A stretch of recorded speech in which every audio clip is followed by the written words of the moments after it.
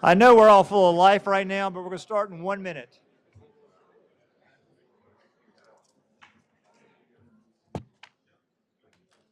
Hey, well, good. Fine with me.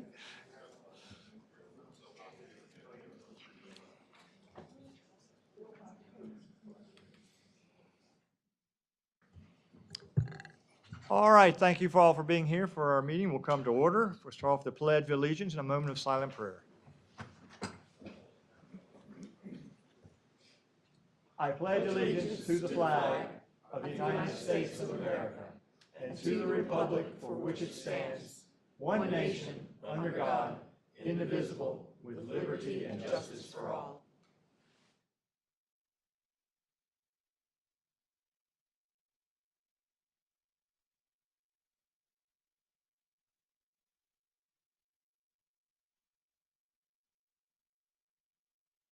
Thank you.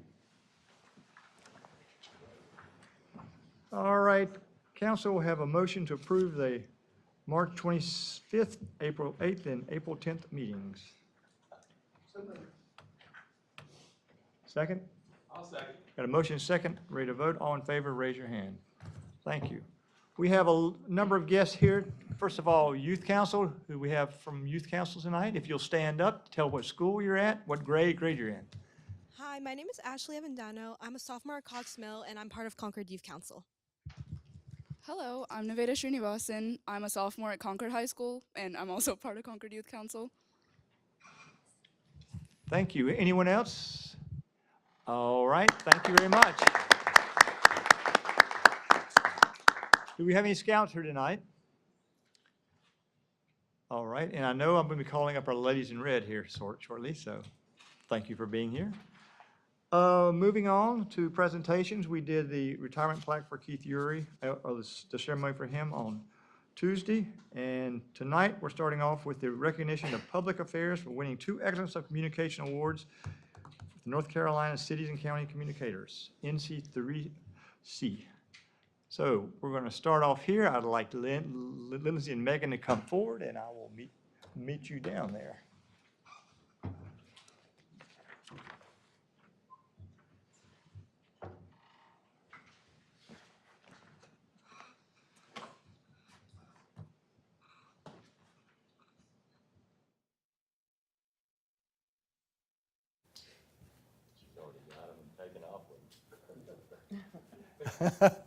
Well, you got them. That's good.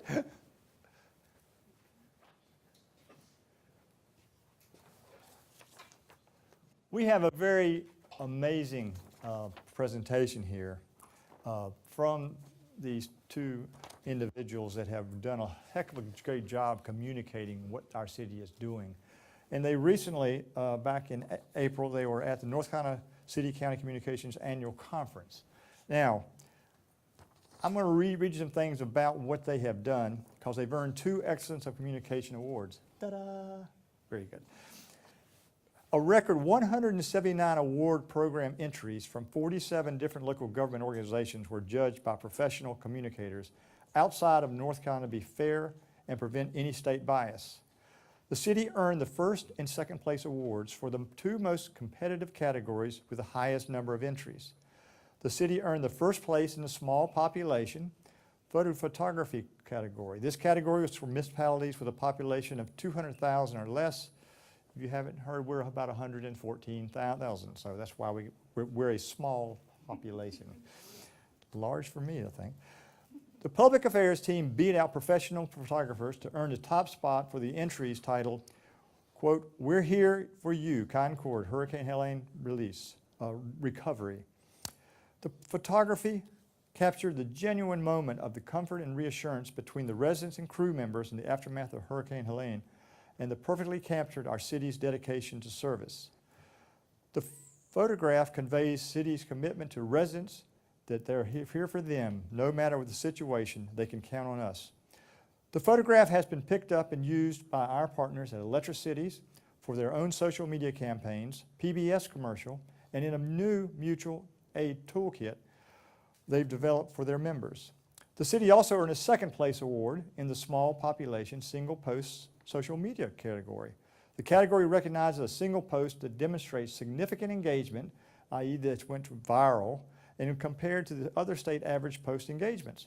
The public affairs team won the viral "Of Course We're from Concord" reel of Instagram that was viewed 74,000 times and led to 24% increase in followers from a single post. The reel demonstrates the effectiveness of well-timed, planned, and executed reel to boost the engagement and introduce the city to new residents.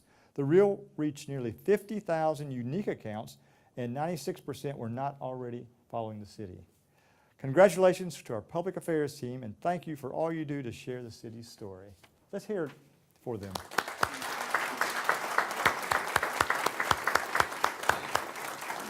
So tell us a little bit more from your side on this. Well, first, just can't say enough about our public affairs team. I'm really super proud of them, especially Megan here. She works incredibly hard. She's an excellent team player. She's super creative and just so dedicated. Her dedication is really unmatched.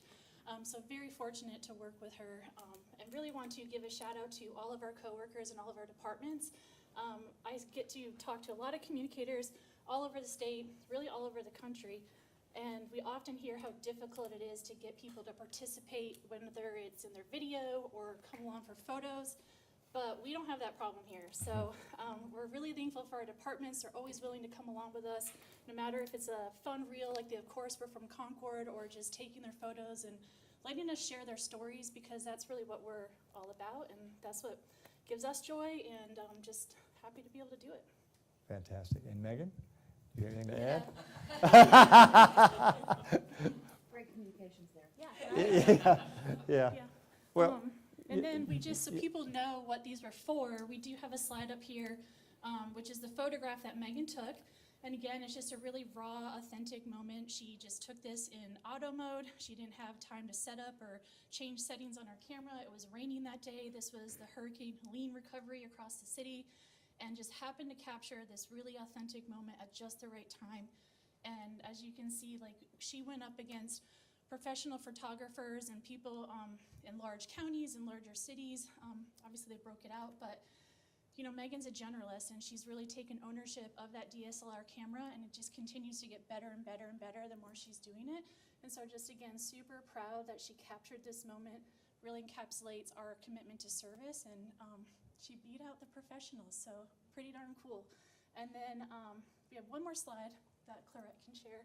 So just as a reminder, hopefully everyone's following us on social media and already saw this. This was from last January. So it's been a bit, but this was where we took advantage of a kind of viral trend that was going on Instagram, where they were doing all these, of course, we're from Concord, or of course, we're from Amazon, or whoever it might be. And so it was just a well-timed opportunity to take care of that, and we kind of tested it out to see like what does happen if a municipality jumps on a trend. And it really worked out and took off from there, and it did pay dividends where we got a lot of new followers. So again, that was Megan's creativity, great participation from multiple departments to be part of that video, and can't do it without the team. again, thank you. What? Is there? Oh, yeah. Yeah. We're in why- Concord. Of course we love the Ava Brothers. Have you seen their mural downtown? It's Concord. Of course there's construction. We're the sixth fastest growing city in the state. We're in Concord. Of course I'm drinking a Cherry-Lemon Sundrop from Whataburger. We're in Concord. Of course I shop at Concord Mills. We are in Concord. Of course we are race fans. America's home for racing. We're in Concord. Of course we're going to correct you if you call us Concord. Oh.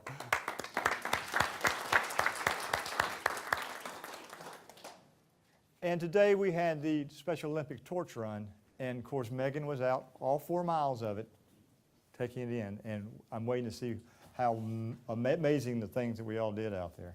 Had 45 of us from the city and the city police and the county sheriff's department. All right, moving on to the next is a Frontline Workers Appreciation Month.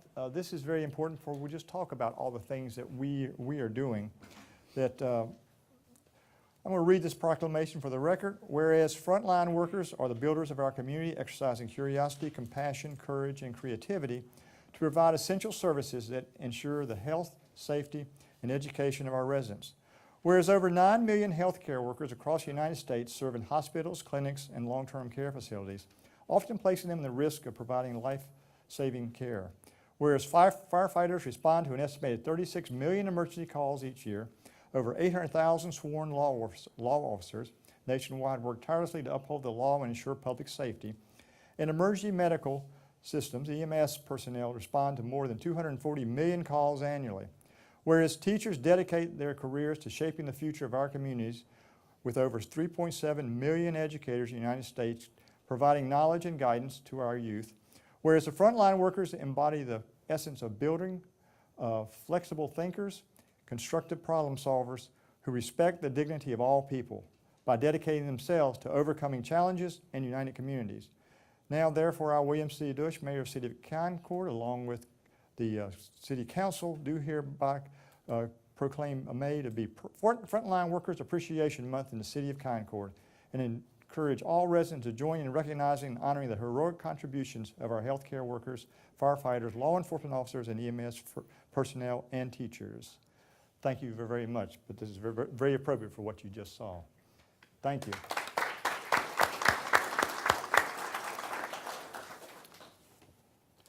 All right. Angela Bunting, are you here? Do you have a group with you? Can the group all come up?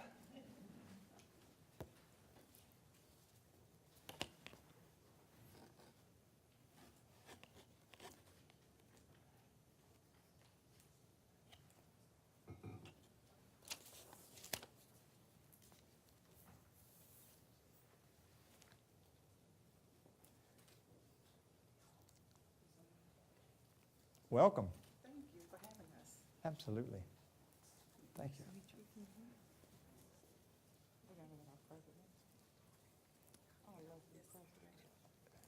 How you doing?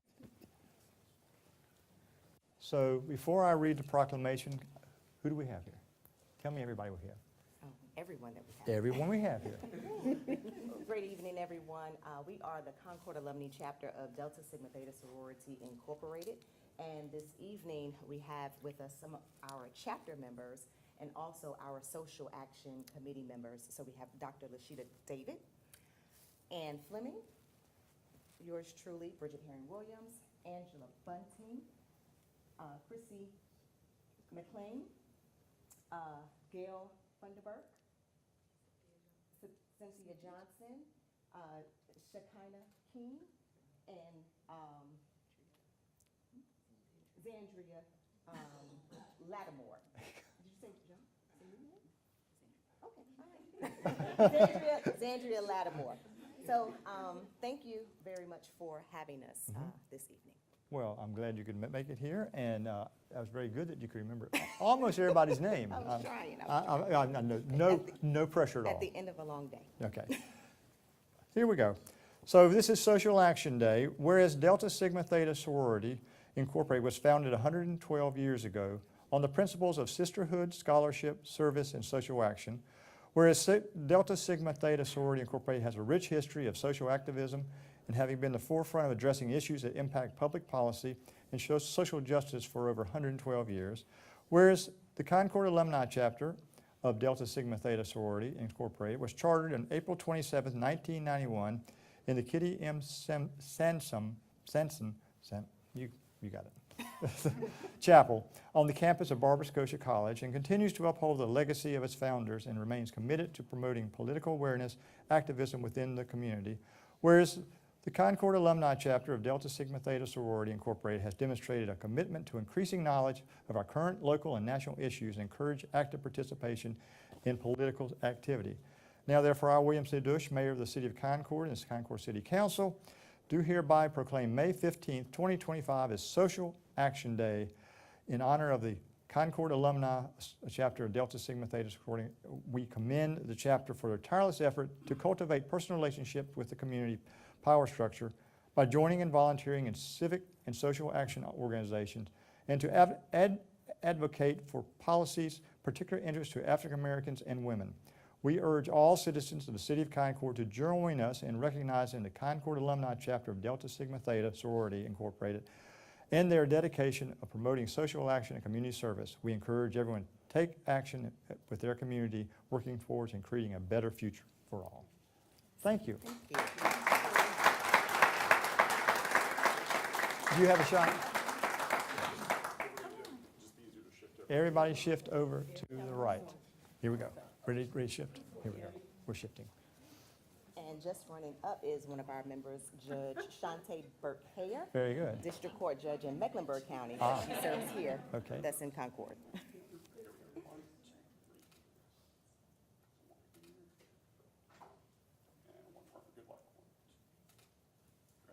Thank you. Thank you very much. Thank you. Yep.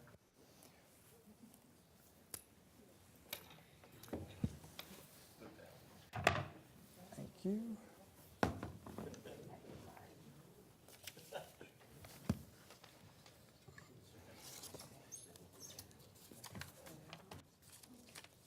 Our last presentation of the meeting.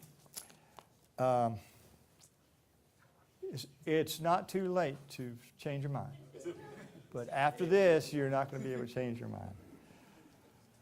We are here to honor and recognize Steve Osborne for 35 years of working with the City of Concord in the planning department and neighborhood development. 35 years. Almost 36. Yes, I know exactly the day you came, by the way. Yeah, okay. So Steve began his career in 1989 with the city as a community development coordinator, where he founded the city's first CDBG program, making a huge difference in the lives of Concord residents. Steve was promoted to Deputy Planning Director in 2003 and Director in 2018. He was the driving force behind the creation of Clearwater Arts Center and Studio, and also contributed to development of the Bicentennial Parking Lot, the Lofts 29 project, Concord Hotel project, and the Union Streetscape project, which we just completed last Saturday. Yes.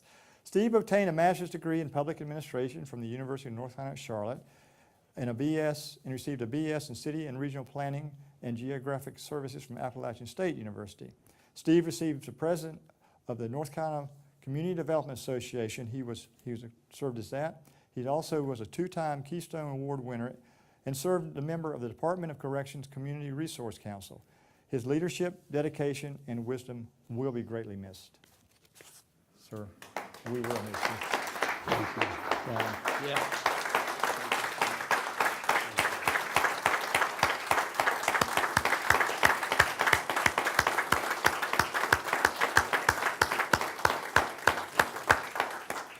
Steve, so we have a little plaque for you that will probably go with the other 25 you have. But I just want, this is the most important one because this is where you've spent the majority of your life. You're exactly right. Yeah, and we will miss you.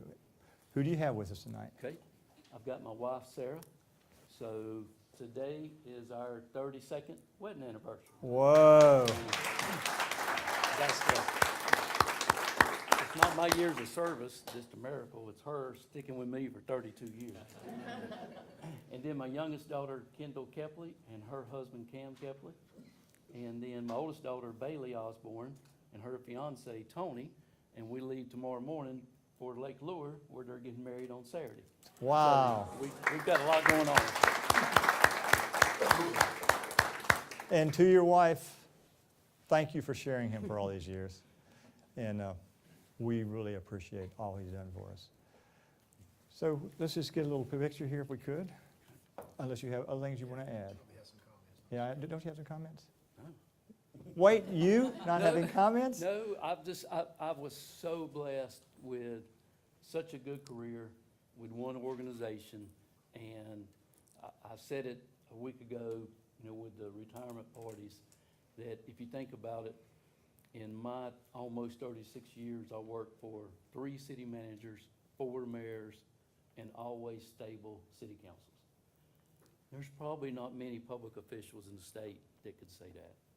So I've been blessed. The planning department, as always, we've had great team members, great leadership. So it's just been wonderful. Well, It's good. thank you for everything. Thank you, Mayor. Yes.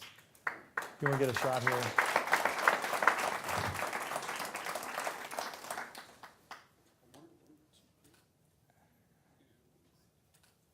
And council wants to also, thank you. Thank you, sir. Pass the microphone down there.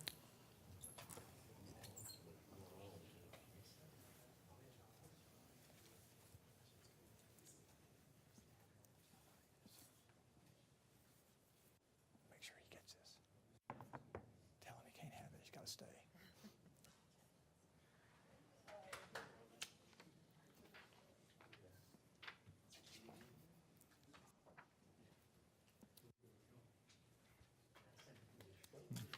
Cheer.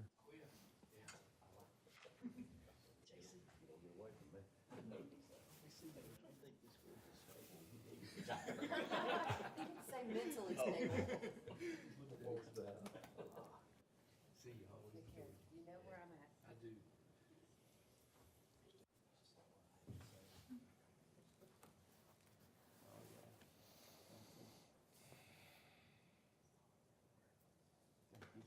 Thank you.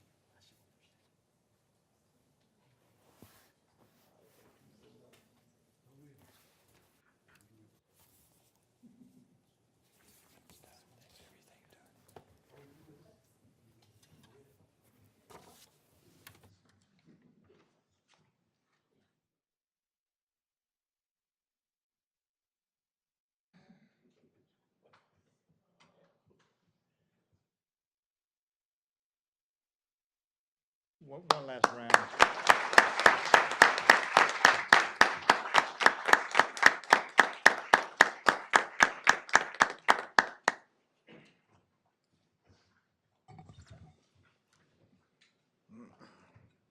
All right, so that completes our presentation. We'll move on to departmental reports, and we have Parks and Rec. Sheila?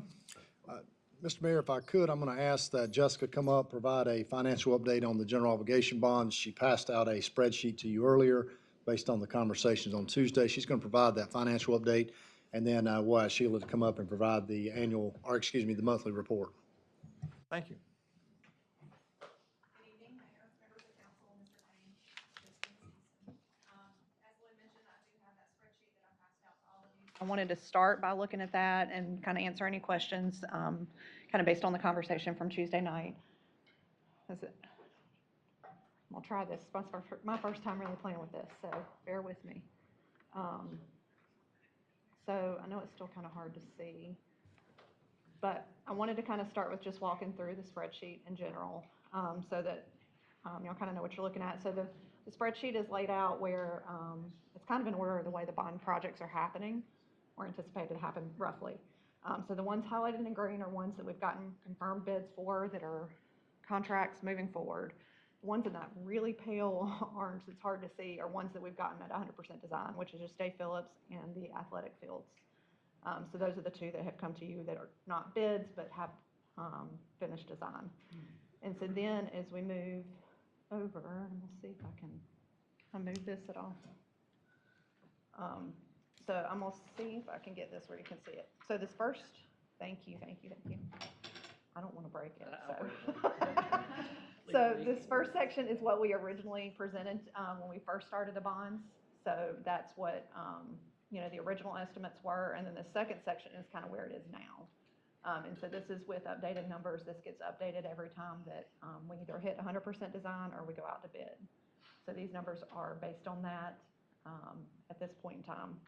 And then the last section over here is what we've spent so far, just so you have it kind of as reference of where we actually are, as well as outstanding purchase orders. So for example, like for Caldwell Park, that big outstanding purchase order is the construction contract that's out there. And that's why most of that is encumbered and the available balance is small, because we have encumbered or spent that money at this point with the construction contract. So the available balance is what Sheila was referring to, like in the conversation about what budget is available.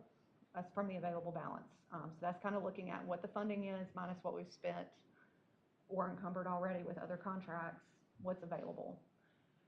So the number shown here for Dave Phillips Park in particular, the 3.7, is if all of the value engineering that she proposed were to be approved, if all those changes were put in place for those cost savings, that is what is needed to finish the project, and that 3.7. And then also down here at the bottom, tried to address the question of the change in the available balance from what you had from the October spreadsheet. And so you can see the October available balance, and then when we got to 100% design, that did go up by that roughly $500,000. And then the increase that Sheila discussed the other day, the $470,000 above the available budget, is what she was referencing to get us to the 3.7 that would be needed for the project to be completed. So I know that's a lot of numbers and a lot of data. Does that help any? Jessica, explain the city funds estimate. Yes. Especially those big numbers.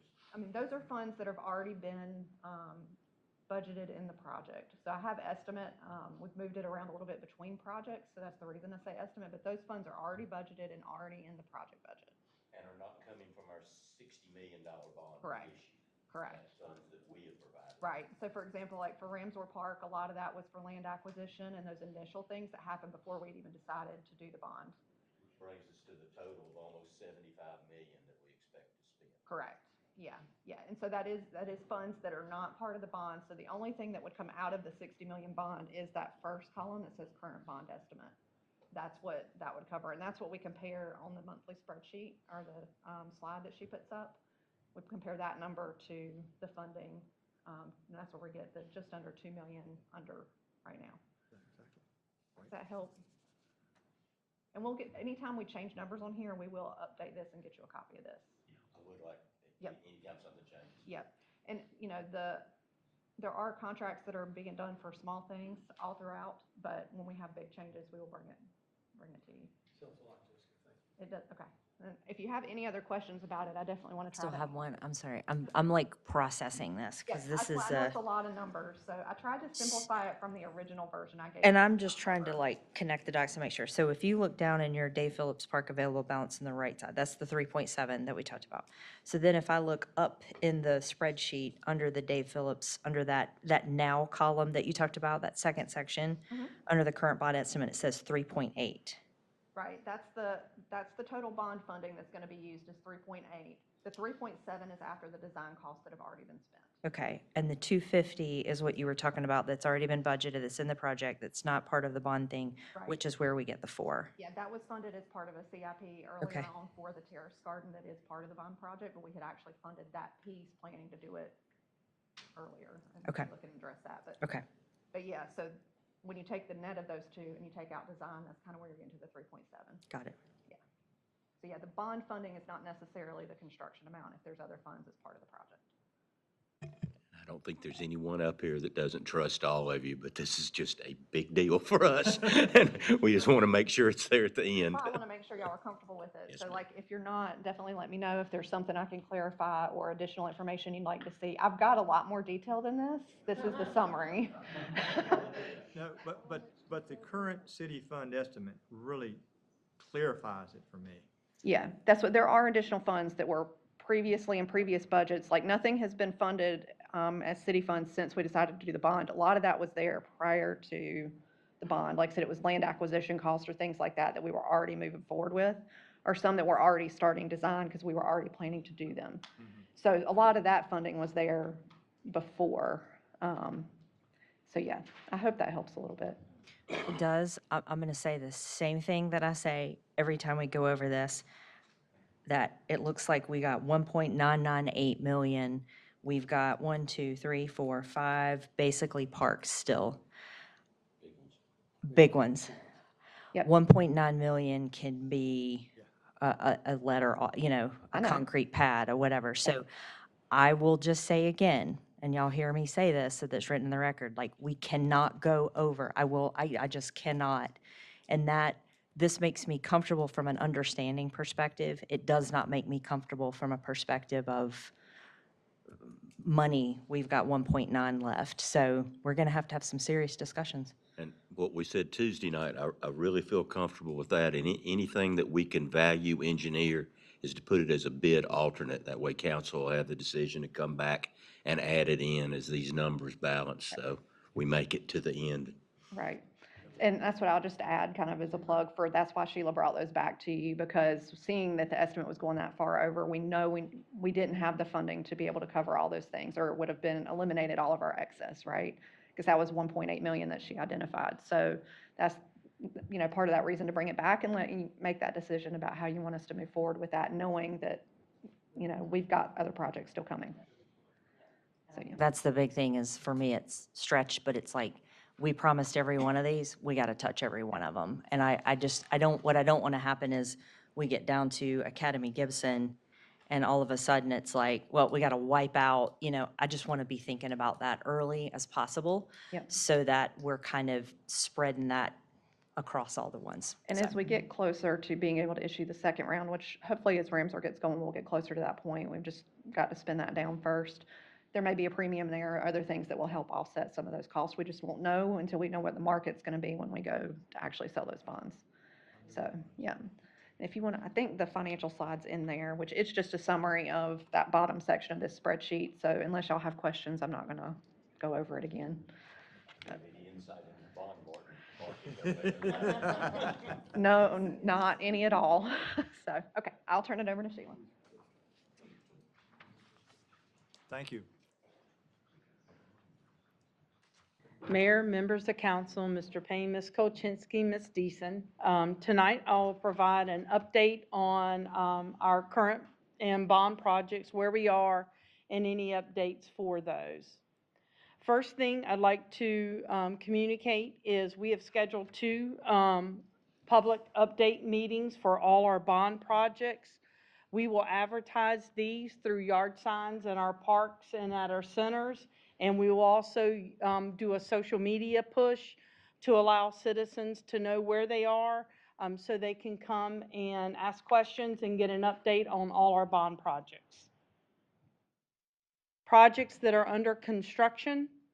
First is Dorton Park. We have 1 construction item remaining, and that's the stream bank repair on the north end of the park along Cottle Creek.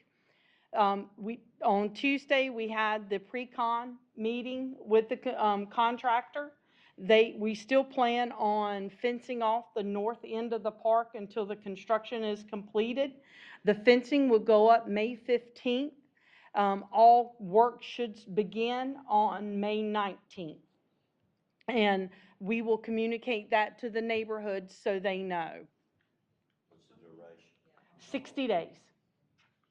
60 days is the timeline. Calendar days, yes.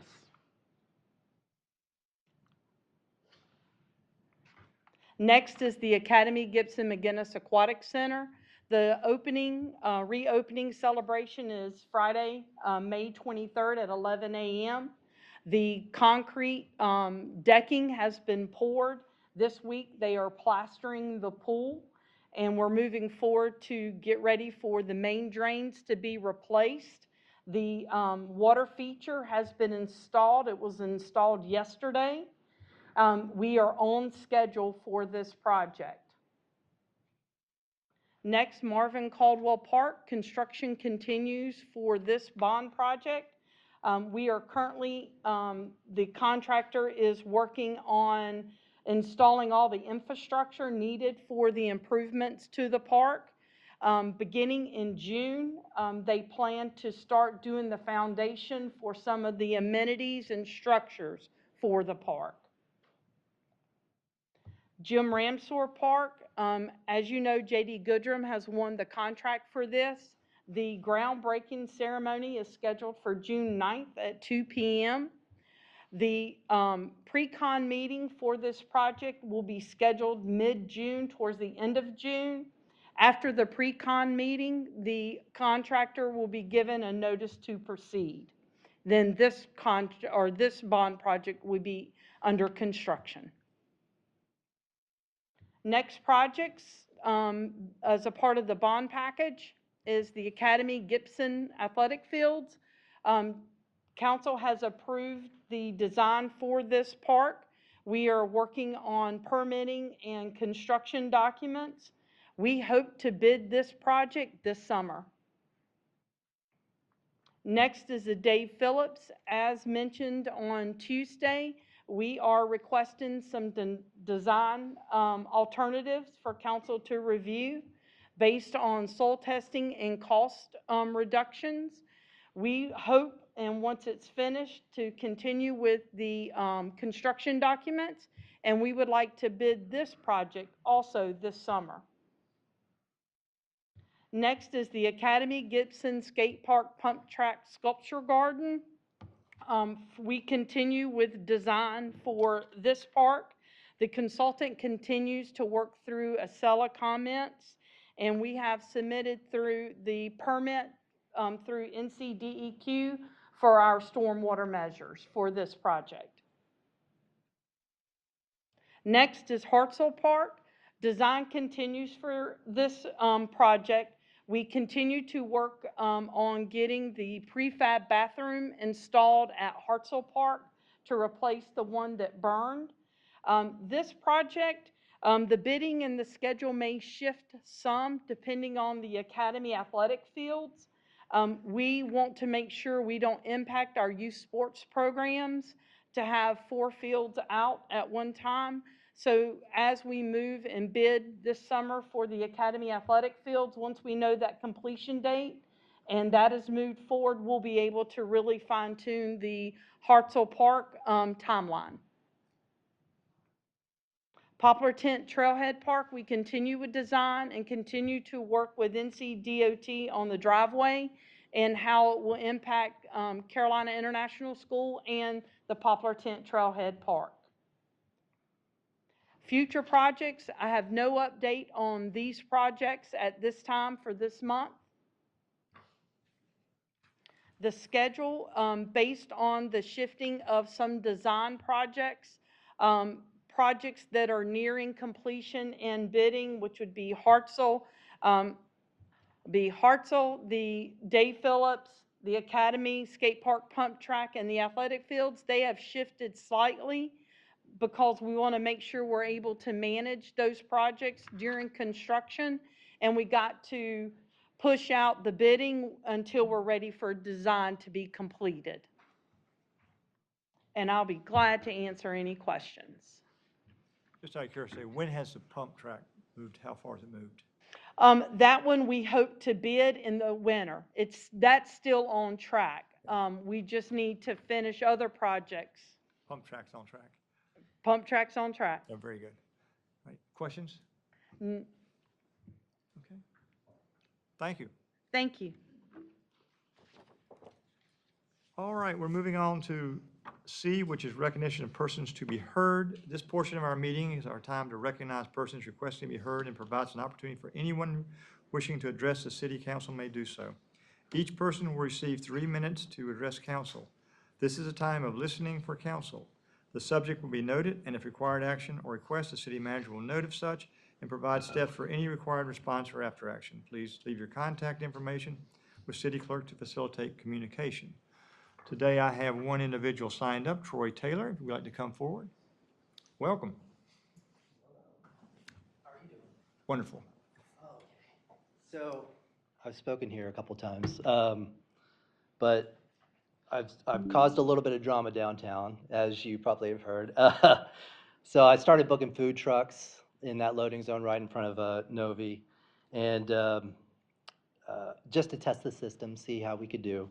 But started March 1st of this year and ended up stopping on April 12th when the city shut us down. The problem is that there is an ordinance that was adopted October 14th, 2021, stating that no food trucks shall be located within a designated parking spot on Union Street. I know you signed it like in 2021. I don't understand why that ordinance exists. I'm assuming maybe because of COVID and the restaurants trying to not have, stuff. But as far as I know, no food trucks were being booked at that time. So I'm kind of confused by that. But in my research and actually doing this, I know it kind of helped all of the individually owned small businesses that were downtown, including me. My sales were up 50% as opposed to not having a food truck on the same day the previous week. So that's huge, and it's like, why wouldn't I do it? I spoke with Josh Smith, and he had suggested making the booking of food trucks and loading zone spot to be an inexpensive permitted spot to avoid double booking, which I would be all in for, because it does actually help the individually small businesses that are down there. I do not think it hurts any of the restaurants that are open. It brings more people downtown. But yeah, I think, you know, in that spot especially, it's safe, it's accommodating to the pedestrians wanting another option for food and the business to retain those customers during dinner hours. I know there was a survey that went out, was told only 25% actually responded, and all the restaurants said no. But if you ask those same restaurants if they wanted another restaurant downtown, they probably would also say no. So if it's bringing people down there and helping everybody, I don't understand what the issue would be. And since I've been doing that, now I have multiple people coming into my business. I own the Basement Arcade Bar, asking, when are you doing food trucks again? And sadly, I have to say the city doesn't allow it. So I kind of teased everybody with it. So that's my fault. But so, you know, obviously I know how to run a business. I've heard of many obstacles in the last 8 years, 5 of which were out of my control. I also know how to bring people downtown because I've already done the homework, and it would be great if I could be allowed to continue to do that. If not, I'll still be here, but it would be nice to support all the individually owned small businesses that are consistently open at night, and there's not many of us left because the construction and COVID knocked out a lot of us, as you guys know. I would invite all of you to walk or drive down on Union Street on a Friday or Saturday evening around 7 p.m. because that's when it clears out because everyone goes other places to eat. And just see how little foot traffic we still have, even though the downtown is officially open. So that's all. That's pretty much all I have to say. Thank you, Troy. Yeah, absolutely. Thank you. I have no one else signed up. Would anyone like to speak tonight? All right, no one else wants to speak, so we'll move on to our public hearing for tonight. Is there a motion to open the public hearing? So moved, Mayor. Second. Okay. All in favor, raise your hand. Thank you very much. Lloyd, I have no one to speak for or against. Anyone to speak in regards to this item? Okay, Lloyd, tell us. Thank you, Mr. Mayor. So Fred started this item last month, introduced it to council. Council asked him to move forward. So that brings us to tonight, to the public hearing, to close this or abandon this unopened and unimproved alley or right-of-way. And so I don't think the planning staff has heard from anyone in a negative standpoint. So we'd ask that council action this item tonight pending the closing of the public hearing. All right. With no one who wants to speak, no one wants to say anything, is there a motion to close the public hearing? Motion second, ready to vote. All in favor, raise your hand. Thank you very much. Back to council for a recommendation. Move to close the right-of-way as presented. Okay. I'll second that. We had a motion and second, ready to vote. All in favor, raise your hand. Very good. Thank you very much. That's the only public hearing we have tonight. We move on to E, presentations, petitions, and requests. Valerie, you have number 1, consider adopting ordinance amending Chapter 58, traffic and vehicles. Yes, sir. We discussed this on Tuesday. These are brand-new sort of rules and regulations to kind of guide the operation of these commercial pedal vehicles in downtown or anywhere else that they may end up in the city. And we did discuss on Tuesday extending the operating hours to 11 o'clock p.m. That change has been made, and I've gotten that revised resolution to the clerk. And Friday and Saturday. Yes, sir, Friday and Saturday. Okay. Where did we end up on the prices? There was no change to that, so they were still required to be displayed. Okay. All right. So we're back to council for any questions or? I'll second that. Second. Okay, discussion? I was just gonna ask, what are the hours through the week? Is there a 10 to 10. At least initially, I do believe that it's unlikely that there's anybody going to be out there Monday night at 10 o'clock driving the pedal vehicle. All right, we've, so we have a motion second. Had our discussion, ready to vote. All in favor, raise your hand. Thank you very much. Item 2, consider authorizing city manager to execute a work authorization contract not to exceed $99,916.70. Thank you, Mr. Mayor. Well put. Dirk discussed this item on Tuesday evening with council. This is a request for us to move forward with designing a remote car rental facility as we have outgrew the one we have. The funding will come from rental car facility fees. This is a contract with Talbot Bright and Ellington, who does quite a bit of work at our airport. As you stated, the amount for council to consider this evening is not to exceed $99,916.72. All right, thank you. Is there a motion from council? So moved. Second? Second. Got a motion second, ready to vote. All in favor, raise your hand. Thank you very much. Item 3, consider authorizing city manager to execute a change order number 2 for the fuel farm expansion at airport. Thank you, Mr. Mayor. So Dirk discussed this item on Tuesday as well. This is for some pavement rehab area in and around the fuel farm expansion. And so that amount for the change order would be in the amount of $40,279.30. Thank you. Is there a recommendation from council? Move to execute the change order. Okay, we got a motion. Who's second? We got a second. We got a second. I didn't hear that. Sorry. Go ahead. All right, ready to vote. All in favor, raise your hand. Thank you very much. Item 4, consider approving updated design option for Dave Phillips Park. Thank you, Mr. Mayor. So this item was discussed by Sheila on Tuesday night. Lots of conversation with council as we had a conversation earlier on this item or related to this item earlier as well. So as I understand it, the 2 items that were at the top of that list that were needed were to stay removed from the adjustments, and then all of the other items to be added as alternate bids when the actual final bid document is put together. Then that information would come back to council for consideration of each of those items, whether to add back or to leave them out of the final bid. So with that said, we would ask that you allow us to move forward with the process with those 2 contingencies. All right, is there a motion from council? So moved. I'll second. Got a motion and second. Any further discussion? So where are we, or did we decide about the, was it white pine, the material? That was one of the alternate bids, so that will come back as either or, and based on the pricing, council can make a decision if we want to leave the higher end or the lower end in the final bid gotcha. before we sign it. Thank you. All right, any more discussion? Ready to vote? All in favor, raise your hand. Thank you very much. Item 5, consider adopting a municipal ordinance declaring no parking anytime along both sides of Robbins Way. Thank you, Mr. Mayor. Philip discussed this item with council on Tuesday evening, provided a map and provided a detailed explanation as to why this request had been made from the residents. And so tonight, we'd ask that you allow us to move forward as indicated in the agenda narrative for the no parking anytime signs to be placed and enforced by the police department.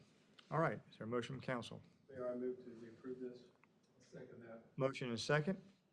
I think we're ready to vote. All in favor, raise your hand. Thank you very much. Item 6, consider adopting a resolution requesting the reduced speeds from 601 Warren C. Coleman down to 45. Okay, thank you, Mr. Mayor. So Tony described this item to council on Tuesday evening. This is a typical request from NCDOT when they are wanting to change the speed limit within municipal limits. They do ask for a resolution of support from City Council. That is what we are here tonight to consider. As you can see, the location is on 601 from Armentrout Drive to 0.22 miles south of Zion Church Road East. And so that DOT would like to reduce the speed limit from 55 to 45. They would like the concurrence and agreement from City Council to do so. All right, is there a motion from council? So moved. Second. Motion and a second. Ready to vote. All in favor, raise your hand. Thank you. Item 7, considering authorizing city manager to negotiate and execute a contract with Clearwater Incorporated, amount of $202,000. Thank you, Mr. Mayor. So Jeff presented this item to council. This is for the wastewater SCADA integration system. You can see Clearwater Incorporated was the low bid for this project in the amount of $202,765.86. Would ask that you allow us to move forward with the contract. Thank you. Is there a recommendation from council? Motion and second. Ready to vote. All in favor, raise your hand. Item 8, consider accepting preliminary application from Stephen McDonald. Thank you, Mr. Mayor. So Jackie presented this item to council as well. We did have note one change in the address as indicated on Tuesday. The address is 5040 Flow Store Road. The request is for water and sewer services outside the city limits. Sewer is available to the parcel via a Wasack interceptor line, and Wasack has agreed to service the property if council so sees fit. The parcel is not contingent to the city limits. Staff's recommendation at this point in time is to exclude annexation. I know there has been some conversation back and forth, and so I would defer any legal matters to Valerie and her expertise. So that is the recommendation from staff. All right, we're going to have a motion and a second, and then we have some discussion. I move we approve the application as submitted. Motion is second. Is there further discussion? No further discussion, just thank you, Lloyd and Kevin, and I know we asked y'all to dig up a whole bunch more stuff, so I appreciate that clarity. Okay, thank you very much. We have a motion and a second. Ready to vote? All in favor, raise your hand. Okay, great. Consent agenda. I have no one wanting to pull anything out. Is there a motion to approve the consent agenda? Move to approve, Mayor. I'll second that. Motion is second. Ready to vote? All in favor, raise your hand. All right. Moving on, we have items not on the agenda. I have it. Transportation Advisory Committee, TAC. TAC did not meet. However, I think all of us got an email from a gentleman concerned about stops on the rail line between Charlotte and Raleigh. I put that gentleman in contact together with our executive director of our planning organization, Phil Conrad, and they talked. The gentleman's basically, first off, he's DOT Rails, so he knows what he's talking about, and he's putting together public meetings. He's doing one in Kannapolis soon, so I think you'll get another email. My guess is every elected official in those 4 counties got that email, so you'll see more. And the league is on this also. All right. MTC, Metropolitan Transit Committee. Good evening, Mayor, members of council, Mr. Payne, Ms. Kolchinsky, Ms. Deason. I was unable to attend the MTC meeting last week, attending the NCPTA conference instead. I did speak with Jason Lawrence, and probably the one small note which would follow on to the discussion from last month is that CATS was making a formal move to eliminate the village circulator that their microtransit project was originally co-launching with, and given the first couple of months of success, they're going to, that was always their plan, but it's a formal step, and that was the one thing I think worth kind of bringing forward. Otherwise, they were primarily budget focused. Okay. And while you're up, Concord Kannapolis Transit Commission. Sure. So we met on the 23rd. At that time, the budget that you had already seen here as full council was presented to the Transit Commission. The timing's always weird every year, but the Transit Commission got to see the budget that Lloyd had already presented to you all here, and it was unanimously approved. The other thing that we did at the Transit Commission meeting was we started what will be a regular update of both open projects showing our operational and financial advancement on those, as well as near future projects that will be coming online in the next 6 to 12 months kind of thing.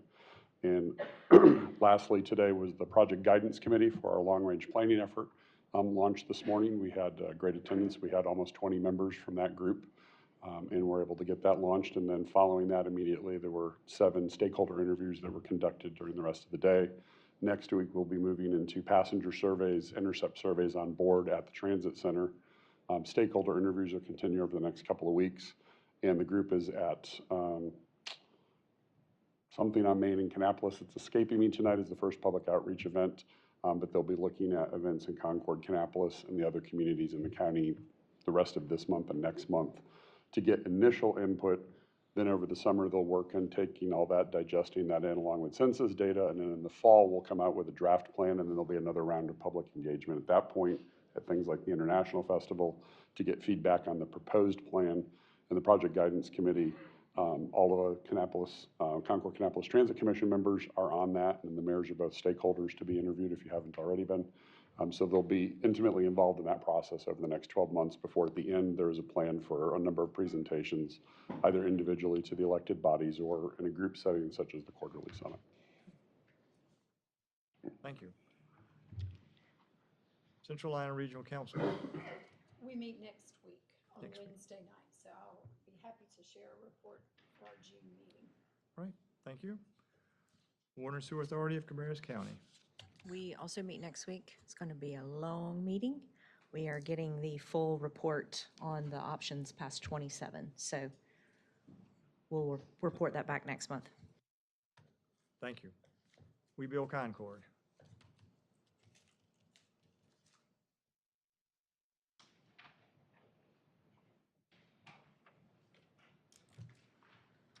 Good evening, Mayor, City Council, Mr. Payne, Ms.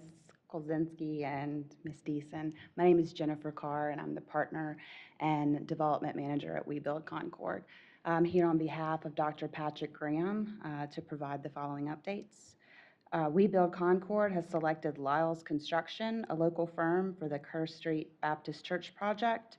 This project will have 13 loft apartments, space for entrepreneurs and artists, and our We Build headquarters. We anticipate pre-construction and construction to begin before July. We have held our first pre-bid meeting for the Malvern project, a conversion of an old nursing home into 5 affordable condominiums. We anticipate the selection of a contractor for construction by mid-June. As of this past Monday, WeBuild has accepted 6 submissions for an RFP for architecture and engineering for the Corbin Street project. This 11-unit tiny home development will test the city's tiny home ordinance. It is a partnership between WeBuild, the City of Concord, and Tiny House Big Movement. We anticipate a decision on a firm within the next 10 days. We are also proud to announce that we have secured all 5 renter households and our first closing for ownership for the Lincoln Street townhomes this month. I'm happy to answer any questions I can, or I can ensure to get the questions to the appropriate individuals and send them back to council and staff. Okay, thank you. Any questions? How many units did you say would be at the Malvern? Malvern is 5 affordable units. Will those be age restricted? I'll get back to you. No. Okay, thanks. Other questions? A lot of activity going on. Thank you. Thank you. Dole Public Art Commission.